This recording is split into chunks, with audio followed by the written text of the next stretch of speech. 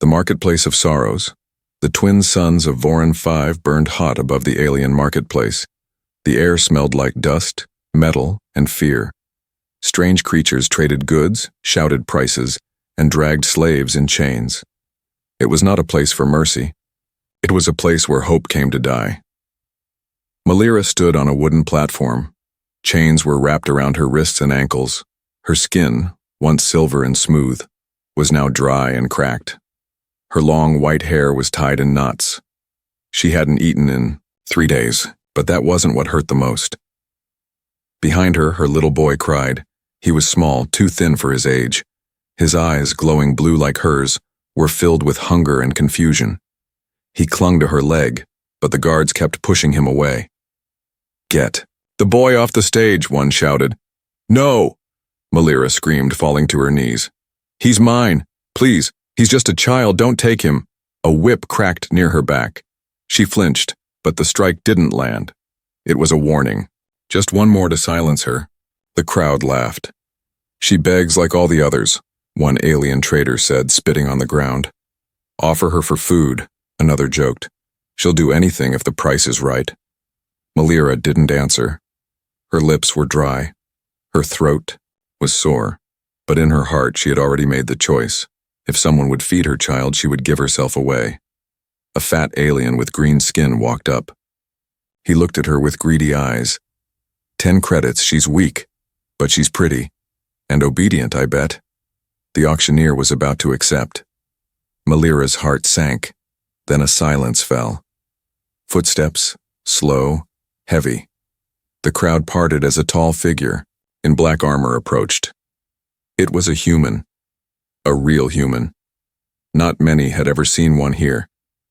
His face was mostly hidden, but his eyes were cold and sharp. The auctioneer blinked. "Human? What do you want here?" The man said nothing. He looked at Malira, then at her child still crying on the floor.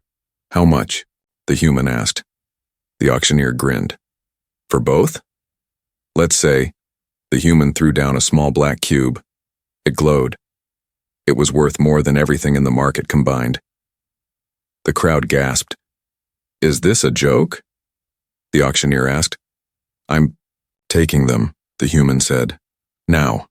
No refund if she dies," the trader shouted as he unlocked her chains. Malira didn't understand. Was she being rescued? Or taken by someone worse?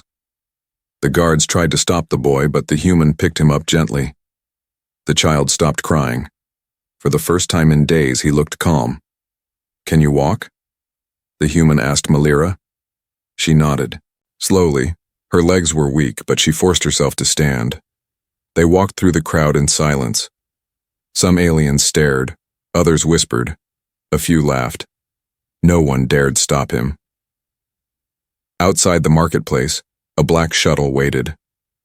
The door opened with a hiss. Inside was quiet, clean, cool. Malira sat in a corner, holding her child tightly. The human offered her water. She hesitated. "It's not poisoned," he said. "Drink." She drank, then gave the rest to her son. He looked at her. "What's your name?" "Malira," she whispered. "My son is Ren." He nodded. "I'm Jalen." She looked down. "What do you want from me?" Jalen sat across from her. "Nothing. I saw a mother trying to save her child. That's all I needed to see." Malira didn't believe him. No one ever helped without a reason, not on Voron 5. But for now, her child was safe. That was enough. She closed her eyes, her body shaking. For the first time in weeks, she wasn't standing. Under the suns, for the first time she felt not free but not chained either. Jalen watched them silently as the shuttle lifted off. He didn't tell her yet, but he had plans. He didn't want a slave. He wanted to give her something no one else ever had. A second chance. Malira didn't sleep the first night. The shuttle's walls were smooth and silver. Soft lights glowed above her. The seat beneath her was warm and soft, but her body refused to relax. Her son, Ren, curled up beside her, his small chest rising and falling with peaceful breaths. He was finally full. The food Jalen had given them, strange but rich, had silenced the hunger in his tiny stomach. But Malira's heart didn't stop racing. She sat in the corner of the shuttle, knees pulled up, watching Jalen. He sat across from her, head resting, back, eyes closed. He hadn't chained her. He hadn't touched her. He hadn't even asked anything from her. That made her more afraid. No one is this kind without reason, she whispered to herself. Jalen's eyes opened, slowly, quietly, as if he had heard. I don't sleep much either, he said. Malira straightened, ready to protect Ren if needed. Jalen raised his hand slowly, showing a small device. Translator, he explained, so I can understand your words. Malira didn't speak. He looked at her not with hunger, not with command, but with a sadness she didn't understand. Like he had seen too much, lost too much. I used to be a soldier, he said. We were sent to destroy, not save. I'm trying to change that now. Malira stared at him. Why me? Jalen leaned forward. Because when I saw you on that platform, you didn't beg for your life. You begged for your child's. Even when you were starving, she looked away. He is all I have. Now, Jalen said, you have me too. Her breath caught, not because of the words, but the way he said them. Soft, honest. She looked into his eyes then, really looked. They weren't cold. They weren't cruel. They were tired, like hers. What do you want from me? She asked again, quieter this time. He smiled, but it was a sad smile. Nothing. I didn't buy you. I rescued you. If you want to leave after we land, I won't stop you. Leave? She asked in disbelief. You won't chain me, lock me? He shook his head. You're not a thing, Malira. You're a person, a mother. No one owns you now. Her throat tightened. She had lived years being told otherwise. Her mind didn't know what to do with freedom. Later that day, the shuttle entered orbit around a small green planet. Through the window, Malira saw forests, rivers, and sky. A real sky, not orange dust or gray clouds, blue and wide. They landed in a small outpost, a few buildings, a garden, a clean stream running past a bridge. Jalen stepped out first. The villagers stared, mostly humans, some hybrids. No one shouted, no one grabbed. He turned back and offered his hand. Malira didn't take it, but she followed, holding Ren close. A human woman walked up and gave her a small piece of bread. Malira froze. She had been spit on, beaten, traded, but no one had ever given her something without demand. Ren took the bread and smiled. Thank you, he said in broken English. The woman nodded and smiled. Malira looked at Jalen. They're good people, he said. They've all lost something. That's why they help. She couldn't speak. Her throat hurt again, but not from hunger. From the feeling of something soft building in her chest. Could this be safety? Could this be peace? That night, Jalen showed her a small cabin. It's yours now, he said. There's food, water, clothes inside. Rest. She stepped in slowly. The walls didn't shake. The floor didn't creak. A real bed. A warm lamp. Ren sat on the bed and giggled. Mama, it's soft. Malira smiled. Jalen stayed at the door. If you need anything, he said, I'll be nearby. Malira turned to him. Why do you care what happens to us? He paused. His eyes looked darker in the low light. Because someone once saved me when I thought I had no worth, he said. Now I try to do the same. Then he nodded and walked away, leaving the door open behind him. Malira closed it gently. For the first time in her life, a door had not closed on her, but for her. And outside, the stars didn't seem so far anymore. The cabin was quiet after dark. Malira lay beside her son, Ren, who slept peacefully for the first time in many nights. His little arms wrapped around a soft cloth blanket, and his lips moved as if dreaming of food or stars. But Malira couldn't sleep. Her mind was loud, too loud. It whispered of old pain, past scars, and deep fear. What if it was all a trick? What if Jalen changed tomorrow? What if kindness was just the bait, and the chain would come next? She sat up slowly and looked out the window. The village was quiet. Lanterns glowed softly near the paths. She saw him there, Jalen, sitting by a fire near the trees. He wasn't watching her. He wasn't guarding her. He was just sitting, alone. A strange pull inside her made her rise. She stepped out of the cabin without waking Wren and walked across the soft grass toward the fire. Jalen didn't look up right away. He was staring at the flames, his face half lit in orange glow. A cup of something warm sat near his hand. He held a thin metal object in the other, a charm, small and smooth with strange writing on it. "You couldn't sleep either?" he asked softly, still looking into the fire. Malira stopped, unsure if she was welcome. "Sit if you want," he added. She slowly stepped forward and sat across from him. The fire's warmth touched her skin, and the silence between them was not cold, just quiet. "What is that?" she asked after a moment, nodding toward the charm. He looked at it, his jaw tightening. "My daughter's. Her name was Elira." Malira's heart slowed. "Was?" "She died," Jalen said simply. "A long time ago, during a border raid." Malira said nothing. The fire cracked softly. "My wife was with her. They were in a transport ship. I was on the other side of the planet, fighting someone else's war. I came back to ashes." The silence grew deeper. "I'm sorry," Malira whispered. Jalen gave a small nod. "I carry this to remind me of who I used to be and who I want to become." He looked at her now. Direct. Honest. "When I saw you in that market, I saw her," he said. "Not my daughter, but my wife. She would have done the same for our child. Sold herself. Given her soul." Malira's throat tightened. "I don't deserve to be called a good man," Jalen said. "But I'm trying. And helping you felt right." Malira stared at him.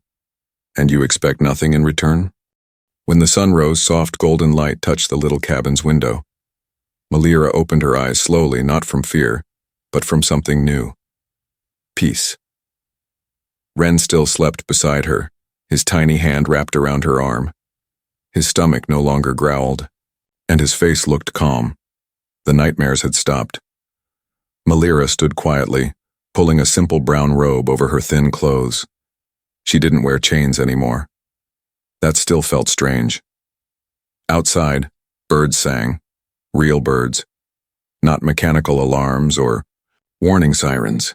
The air smelled fresh like leaves and warm soil. A cool breeze touched her skin.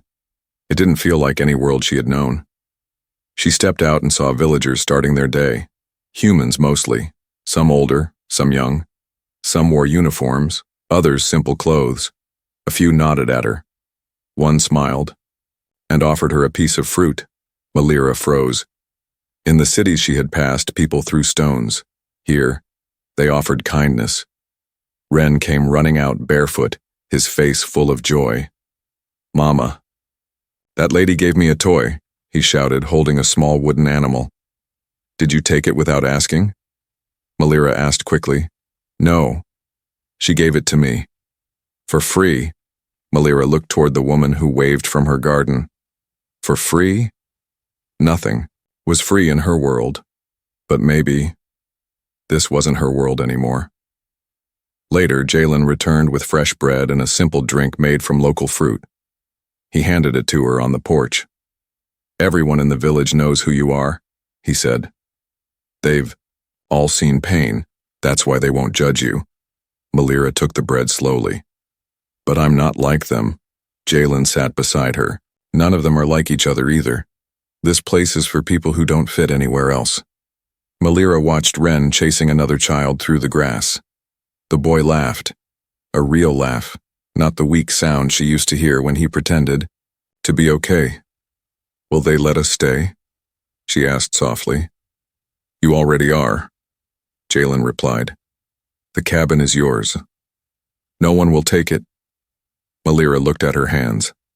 They still felt like they belonged to a slave, like her skin carried the weight of shame. "I don't know how to live like this," she whispered. "Without orders, without fear."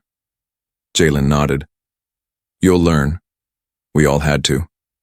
That afternoon, she joined the other women at the stream. She expected silence or rejection, but instead they welcomed her. A tall woman named Hannah showed her how to wash clothes using river stones. Another handed her fresh soap. "You have a gentle child," one said. "He helped my daughter catch a bug today." Malira smiled shyly. "He likes insects." "You must be a good mother." The words hit her like a soft punch to the chest. No one had ever called her that before, not even herself. At night, there was a fire in the center of the village. It was a small gathering. Children played nearby. Some adults told stories. Music played from an old device. Jalen sat across from her, talking quietly with two older men. They all smiled when Ren told them how he had beaten Jalen in a race earlier. Malira watched the scene unfold, unable to stop the warmth rising in her chest. She didn't know what this feeling was, but it was the opposite of fear. After the fire, as stars blinked across the night sky, Malira stood outside her cabin. Jalen approached. "They like you," he said. She nodded. "They don't know me. They know what matters. That you're kind. That you're strong." She looked at him carefully. "You didn't save me because of who I am. You saved me because of what you lost. Didn't you?" Jalen didn't deny it. "Maybe, or maybe I just saw someone worth saving." Malira looked at the stars. Her people used to believe stars were the eyes of the gods, watching, judging. Tonight they felt like lanterns, lighting a path forward. "I still feel broken," she whispered. "We all are," Jalen replied. "But broken things can still protect, still love." She looked at him. "You speak like someone who lost everything," she said. "I did. So did I." And just like that, they understood each other, not as alien and human, but as two survivors. Malira woke to the sound of silence, not the peaceful kind, the kind that felt too quiet. The birds were not singing. The wind had stopped blowing. Even the children's laughter was missing from the morning air. She stepped out of her cabin and looked around. Villagers stood still, whispering to each other. Eyes were turning toward the village gate, where a dark ship had landed. Tew wasn't a human ship. Her blood ran cold. Ren tugged at her robe. "Mama, who are they?" She didn't answer. Her legs felt frozen. Jalen stepped between her and the others, walking toward the gate with his hands at his side. Calm, strong. 3 aliens stood at the gate, tall, armored, faces hidden behind black masks. One held a tablet. Another held a whip. The third one, Malira recognized, Torak, her old slave handler. Her breath caught. Her heart slammed in her chest like a hammer. She hadn't seen him since the market, since the day she was sold. But he remembered her. He smiled, behind his teeth. "There she is," he growled. "The property that ran away." Jalen's voice was calm. "She's not your property. She's a free person now. She lives here." Torak laughed. "Not according to this contract." He tapped the tablet. "Signed, sealed. She sold herself. I have legal rights to take her back." "No," Malira said, stepping forward. "You have no rights here." "Ah." Torak grinned. "The slave speaks. Brave now, are we?" He turned to Jalen. "You think giving her a blanket and a bed changes who she is? She's a runaway, a price tag, and I came to collect." Jalen's tone shifted, harder now. "You're on human territory. This village doesn't honor slaver contracts," Torak hissed. "Then we'll see what the Galaxy Court says when we drag your little refugee off in chains." Malira stepped in front of Ren, Her hands were shaking, but she didn't back away. "I'm not leaving," she said. "Not with you." Torak lifted the whip. "Then I'll take your boy first," he growled. Time stopped. The villagers moved, but not fast enough. But Jalen did. He stepped between Torak and the child, grabbed the slaver's arm, and twisted it, back so hard that the whip dropped to the dirt. Gasps echoed around them. "I warned you," Jalen said, eyes like steel. "Touch either of them, and you answer to me." The other two slavers drew their weapons, but found themselves surrounded. Human villagers, even the elderly, stood tall. Some held tools, others homemade blasters. No one ran. One by one, the villagers closed ranks. Hana stepped beside Malira. "You're not alone." Malira stared around her. These people, once strangers, stood like shields for her. Jalen took the tablet from Torak's hand, snapped it in two, and dropped the pieces. "You leave now," he said, "or you don't leave at all." Torak glared. "This isn't the end." "No," Jalen replied. "It's the beginning." The ship lifted off an hour later. The villagers didn't cheer. They stood quiet, hands firm, hearts strong. Malira collapsed to her knees once it was gone. Not from fear, but from release. From the years of running, hiding, and waiting for chains to return. This time, they didn't. Jalen knelt beside her. "You're safe now." She looked at him, eyes wet. "Why do you keep protecting me?" she whispered. "Because you remind me of someone I couldn't save." She placed her hand on his.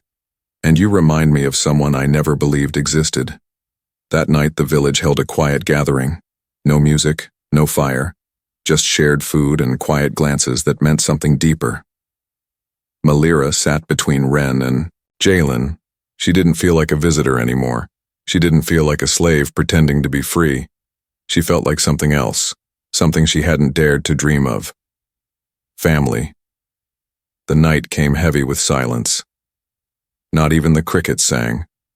Malira sat on her bed holding Ren close. Her fingers gently combed through his white hair, but her eyes stayed fixed on the door. She had locked it, but she knew that wouldn't stop what was coming. Across the village, Jalen stood outside his own cabin, watching the sky. His hand rested on the hilt of his old weapon, an old plasma blade, worn but sharp. He hadn't used it in years, but tonight it was ready, because he knew the slavers would come back. They never left quietly. At midnight, the wind changed.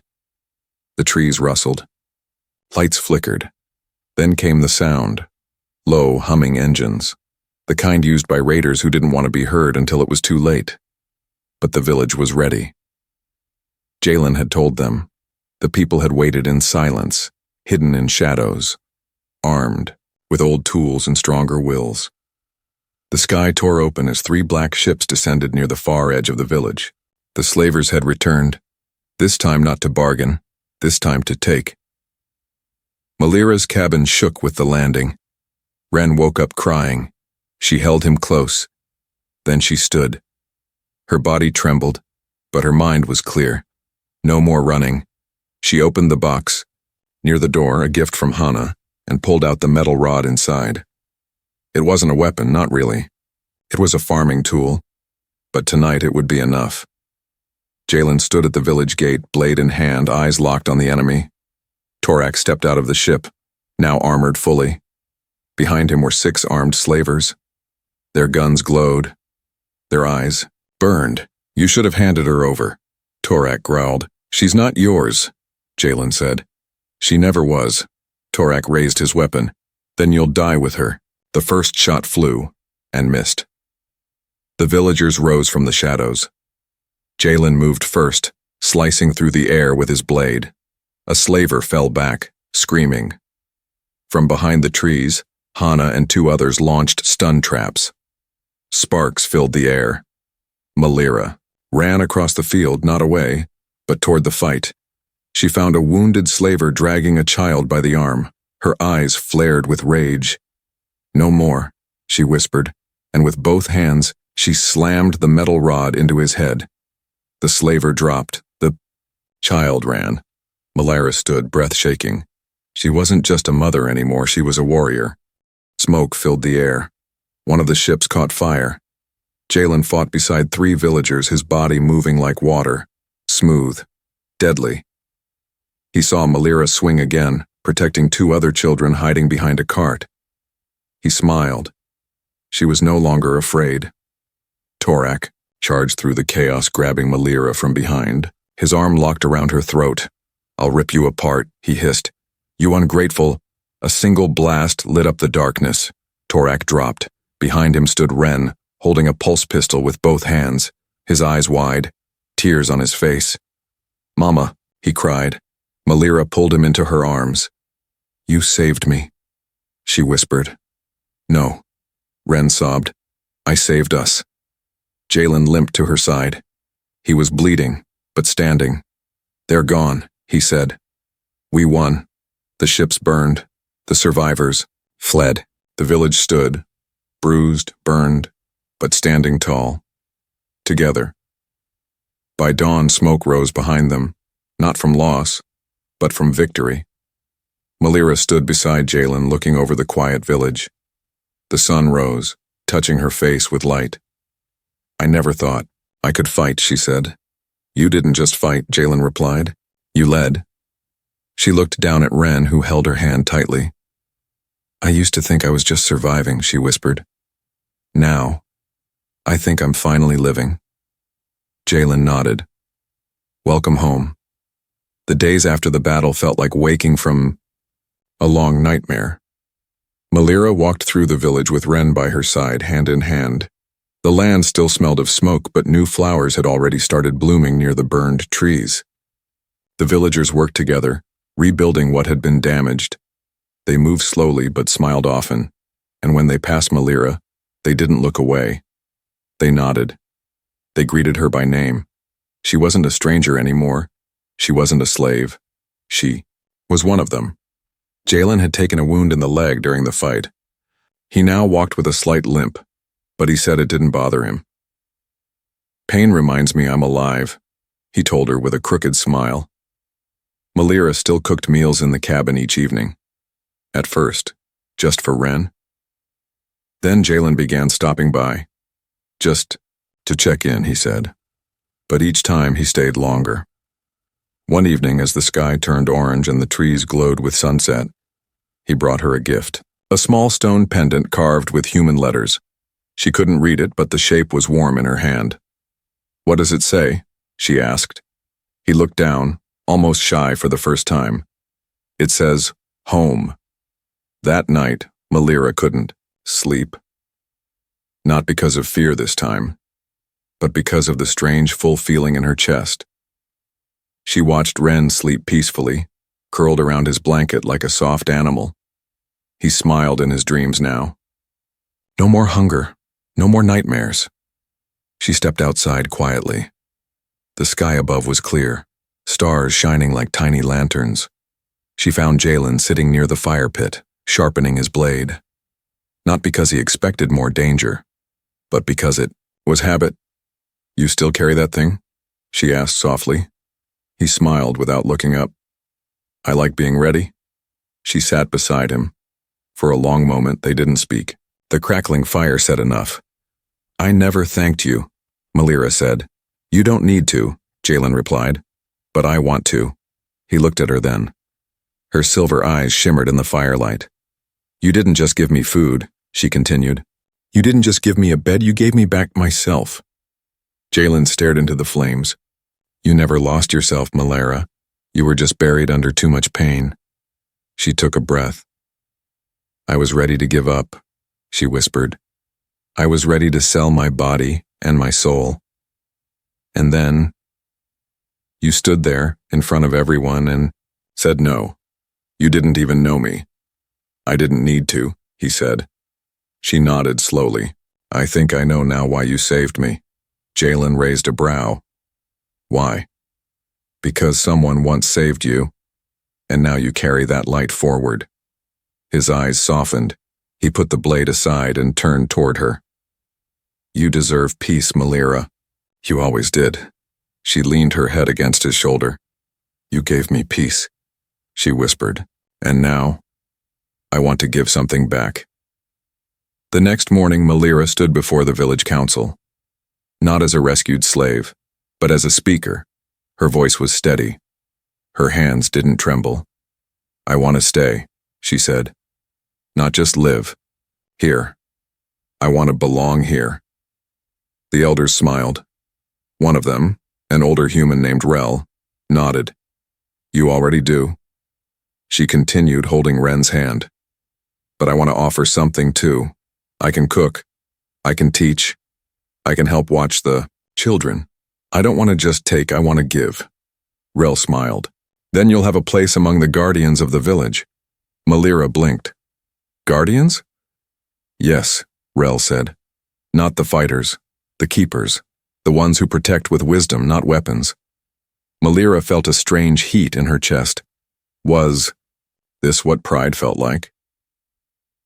That evening, the villagers gathered near the big tree in the center of the village. Lights hung from the branches. Food was placed on long wooden tables. Children played music from old instruments. It wasn't a festival, at least not officially, but it felt like one. Hannah handed Malira a new dress. It was simple, brown and green like the forest, but it fit perfectly. You earned this, Hannah said. Malira looked into the mirror made of polished stone. For the first time, she didn't see a slave. She didn't even see a survivor. She saw a woman, a mother, a protector, a whole being. As night fell, she walked slowly across the field, toward the tree. Ren ran ahead, laughing. His hair danced in the wind. Jalen stood near the fire, talking with the villagers. When he saw her, he froze. Then he smiled. She walked up to him, heart pounding. I have something to ask you, she said. He raised a brow. All right. She reached into her pocket and held up the pendant he gave her. You said this means home, right? He nodded. I want to know if home can have room for all three of us. His eyes widened. You mean? She nodded. Ren already sees you as a father. I've been scared to say it out loud, but I want you to be part of our family, not just the one who saved us. The fire cracked beside them. Jalen took her hands gently. I've been waiting for you to say that, he whispered, because I already chose you. Both of you. The villagers cheered when Jalen lifted Ren onto his shoulders, and Malira took his hand in front of everyone. They danced that night, not perfectly but happily. They laughed, they told stories, they shared their pain, their dreams, and their future. Malira cried once, not from fear, from joy, real joy, the kind she never thought she'd feel again. Weeks later, Malira's new home was filled with the smell of fresh bread. Ren ran through the garden, chasing bugs with two other children. Jalen was fixing a roof nearby, whistling an old Earth song. Malira stood in the doorway, watching it all. This wasn't the life she had planned, but maybe it was the life she was meant to find. Not as a servant, not as a refugee, but as a mother, a partner, a member of something real. She looked at the sky one last time and whispered, I was sold to survive, but I was chosen to live.